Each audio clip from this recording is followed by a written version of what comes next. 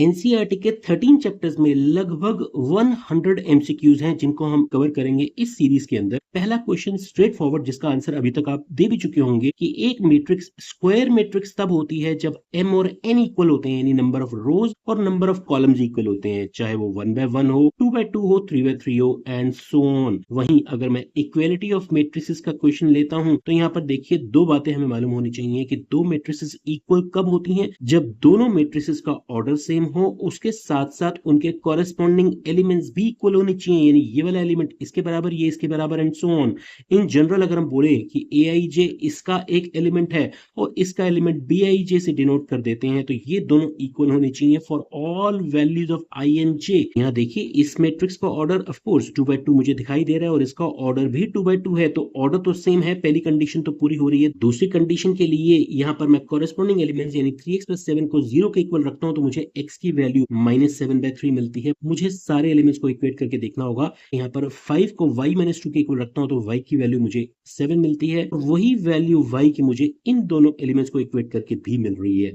वहीं अगर हम फोर्थ एलिमेंट यानी ये दोनों को इक्वेट करते हैं तो यहाँ से हमें 3x = -2 यानी x = -2/3 मिलता है। आप देखिए मेरे पास x की दो वैल्यूज आ रही हैं, तो ऑफ कोर्स मैं x की एक वैल्यू नहीं निकाल पा रहा हूँ। इसका मतलब x और y का कंबाइंड कोई भी वैल्यूज इसमें पॉसिबल नहीं होंगी फाइंड आउट करने के लिए, सच दैट ये दोनों मैट्रिसेस इक्वल हो सके। So option B is the right one. Number of all possible matrices जो 3/3 ऑर्डर की हो सकती हैं, जिनमें एंट्रीज 0 या 1 ही होने चाहिए, ये कितनी हो सकती हैं ऐसा हमें बताना है। तो ये तो आप समझ रहे हैं ना कि यहाँ पर कुल मिलाकर के 9 एलिमेंट्स बनाए जा सकते हैं। ऑफ कोर्स 3/3 मैट्रिक्स का मतलब टोटल 9 एलिमेंट्स होंगे और हर जगह पर 0 या 1 होना चाहिए। इसका मतलब मैं इस प्लेस को कितने वेज में फिल कर सकता हूँ? दो वेज में, 0 या 1।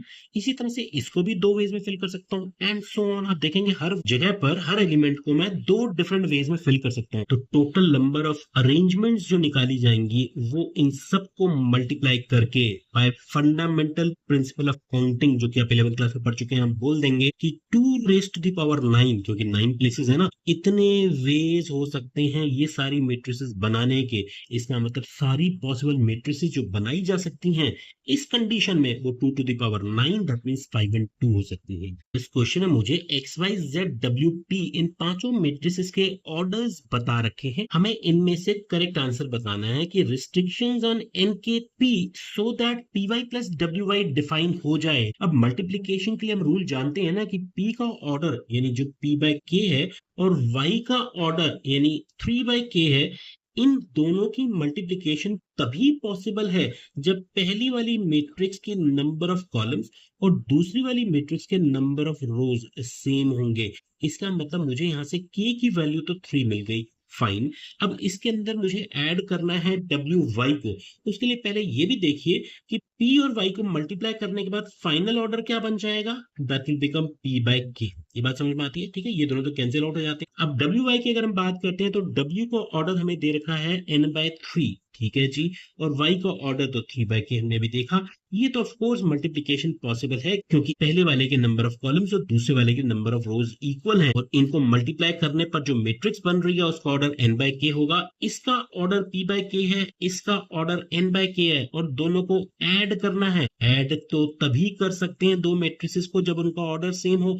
इसका मतलब p और n बराबर होने चाहिए। तो हमारे पास दो कंडीशंस निकल के आई हैं, आप देख रहे हैं। एक तो p और n इक्वल होना चाहिए, और पहली कंडीशन में निकाली थी k की वैल्यू 3 होनी चाहिए। That means a becomes the right answer. पिछले क्वेश्चन की कंटिन्यूटी में ही इस क्वेश्चन में वो आपसे बोल रहे हैं ऑर्डर ऑफ 7x - 5 से बताइए, जहां पर x का ऑर्डर हमें दे रखा है 2/n, तो 7x का ऑर्डर भी यही हो जाएगा। ऐसा नहीं होगा कि 7x से मल्टीप्लाई हो जाएगा, ऑफ कोर्स 7x का ऑर्डर भी 2/n रहने वाला है, और 5z का ऑर्डर वही होगा जो z का ऑर्डर, और z का ऑर्डर कितना है 2/p। अब ये तो हम जानते हैं ना कि दो मैट्रिसेस को हम माइनस तभी कर सकते हैं जब उनके ऑर्डर्स सेम हो। इसका मतलब 2/n और 2/p दोनों इक्वल होने चाहिए। इसका मतलब n और p इक्वल होना चाहिए, वो तो हमें पहले से ही बता रखा है। दैट मींस हमारा जो फाइनल मैट्रिक्स ये वाला है इसका ऑर्डर 2/n होगा या 2/p होगा, एक ही बात है, कुछ भी कह लीजिए इनमें से। तो मुझे यहाँ पर 2/n दे रखा है, तो ऑफ कोर्स मेरा आंसर ये वाला ऑप्शन हो जाता है। ए और बी अगर सिमेट्रिक मैट्रिसेस हैं और ए बी माइनस बी ए का पता लगाना है तो हम इसको पी का नाम दे देते हैं। अब यहाँ से मुझे पी ट्रांसपोज निकालना है। पी ट्रांसपोज निकालने के लिए मुझे ए बी माइनस बी ए का होल ट्रांसपोज करना होगा और यहाँ पर मैं ट्रांसपोज की प्रॉपर्टीज लगाऊंगा।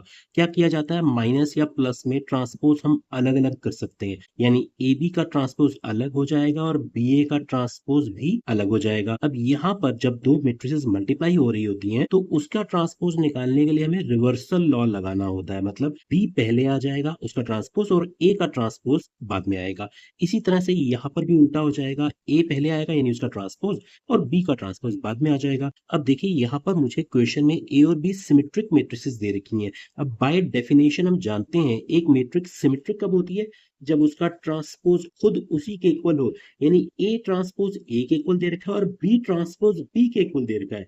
इसका मतलब बी ट्रांसपोज में बी, ए ट्रांसपोज की जगह ए और इस ए ट्रांसपोज की जगह ए और बी ट्रांसपोज की जगह बी रख दूंगा। माइनस कॉमन ले लिया जाए तो ये बन जाएगा ए बी माइनस बी ए, जो कि मुझे वापस माइनस पी दे रहा है, क्योंकि पी का ट्रांसपोज माइनस पी के इक्वल आया है। इसका मतलब पी एक स्क्यू सिमेट्रिक मैट्रिक्स होगी। सो ए बिकम्स द राइट आंसर। अब वहीं अगर ए बी माइनस बी ए की जगह ए बी प्लस बी ए आपसे पूछा जाए तो ये मैट्रिक्स इनमें से कौन से टाइप की होगी, चेक करके जरूर बताइएगा।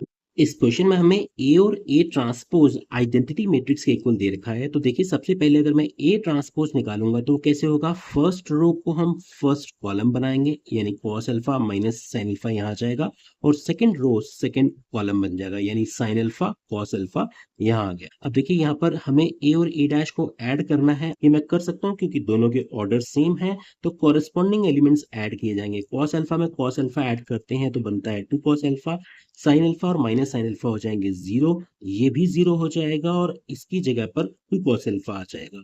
और ये इक्वल दे रखा है हमें आइडेंटिटी मैट्रिक्स की। आइडेंटिटी मैट्रिक्स अंडरस्टूड है कि इस क्वेश्चन में 2 बाय 2 ऑर्डर की होगी, यानी 1 1 यहाँ होगा और 0 0 यहाँ होगा। अब क्योंकि ये इक्वल है तो ऑब्वियसली कॉरेस्पॉन्डिंग एलिमेंट्स इक्वल होंगे। यहाँ से मुझे मिलता है 2 cos अल्फा इक्वल्स टू 1, यानी cos अल्फा की वैल्यू हुई हाफ।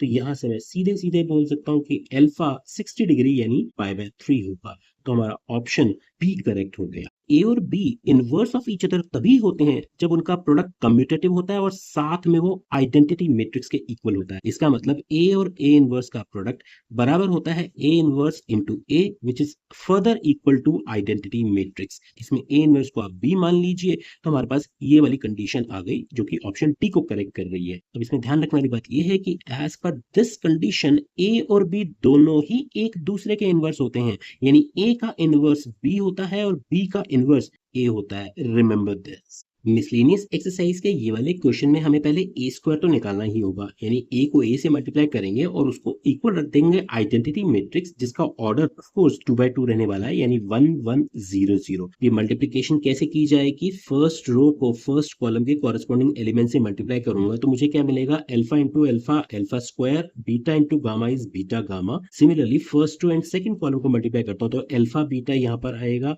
और ये माइनस बीटा अल्फा हो जाएगा। ओके इसी तरह से सेकंड रो फर्स्ट कॉलम को तो गामा और अल्फा मल्टीप्लाई होगा, माइनस अल्फा गामा यहाँ पर आ गया। और इसके बाद सेकंड रो को सेकंड कॉलम से मल्टीप्लाई करेंगे तो गामा इंटू बीटा आएगा और minus alpha into minus alpha हो गया प्लस अल्फा स्क्वायर। इसको इक्वल रख रहे हैं हम इसके, तो यहाँ से आप देखिए क्या बन जाएगा, ये ऑफकोर्स ये तो 0 0 ही हो रहे हैं, ये तो कैंसिल आउट हो रहे हैं, आप देख रहे हैं। बेसिकली ये 1 के इक्वल हो गया तो यहाँ से मुझे मिला alpha square plus beta gamma equals to 1 और इन दोनों को इक्वेट करके भी मुझे ये ही मिल रहा है। अब देखिए इसको मैं लिख सकता हूँ 1 minus alpha square minus beta gamma equals to 0। That means option C is the right one. By definition of symmetric matrix, जब एक मैट्रिक्स का ट्रांसपोज अपनी ही मैट्रिक्स यानी ए के इक्वल होता है तो वो सिमेट्रिक होती है। और एक स्क्वायर मैट्रिक्स स्क्यू सिमेट्रिक कब होती है, जब उसका ट्रांसपोज माइनस ए के इक्वल होता है। अब इस माइनस को यहाँ लिखूं या यहाँ लिखूं एक ही बात है, ठीक है, मैंने इसको माइनस से मल्टीप्लाई कर दिया, वी कैन डू दिस। अब मैं इन दोनों को अगर ऐड करूं तो आप देखिए twice of A becomes what, ये दोनों तो कैंसिल आउट हो गए, तो यहाँ से मुझे मिला ए मैट्रिक्स इक्वल्स टू 0 यानी नल मैट्रिक्स। इसका मतलब B is the right answer. इसको याद रखिएगा, कोई भी स्क्वायर मैट्रिक्स जो सिमेट्रिक भी है और स्क्यू सिमेट्रिक भी है वो हमेशा एक जीरो मैट्रिक्स होती है। इसलिए इसका ये वाला क्वेश्चन देखिए, स्क्वायर मैट्रिक्स दे रखी है, ए स्क्वायर इक्वल्स टू ए हमें गिवन है और इसकी वैल्यू फाइंड आउट करनी है। अब यहाँ पर ए प्लस बी होल क्यूब वाला फॉर्मूला जो हम अलजेब्रा में यूज करते हैं, यानी ये अप्लाई किया जा सकता है। रीजन क्योंकि यहाँ पर एक मैट्रिक्स ए है और उसके साथ आई है, और क्योंकि ए आई और आई ए इन दोनों का प्रोडक्ट सेम होता है यानी कम्यूटेटिव लॉ होल्ड करता है, तो हम ये वाली आइडेंटिटी लगा सकते हैं। अगर यहाँ पर आई की जगह पर बी होता तो ए बी और B A in general equal नहीं होते हैं, तो फिर हम ये वाला फॉर्मूला ना लगा करके कुछ और लगाया जाता है। ऐसे क्वेश्चंस भी करेंगे। फिलहाल हम समझते हैं कि अगर इसकी वैल्यू निकालनी है तो इसके लिए मुझे इसको ओपन करना होगा बाय यूजिंग दिस फॉर्मूला। तो देखिए यहाँ पर आएगा आई क्यूब प्लस ए क्यूब, यानी ये वाला बी क्यूब हो गया, प्लस 3i² इंटू ए प्लस 3a इंटू आई स्क्वायर। अब देखिए यहाँ पर आई क्यूब तो आई हो जाएगा ऑफ कोर्स, और ए क्यूब को मैं लिख सकता हूँ ए स्क्वायर इंटू ए, कर सकते हैं ऐसा। और ये 3i² यानी 3i हो गया इंटू ए है प्लस 3ai² यानी आई। अब देखिए आई ए और ए आई एक ही बात है, दोनों ही ए के इक्वल होते हैं। ओके, इसका मतलब ये 3a हो जाएगा, ये भी 3a हो जाएगा। 3a और 3a मिल करके हम इसको 6a लिख देंगे।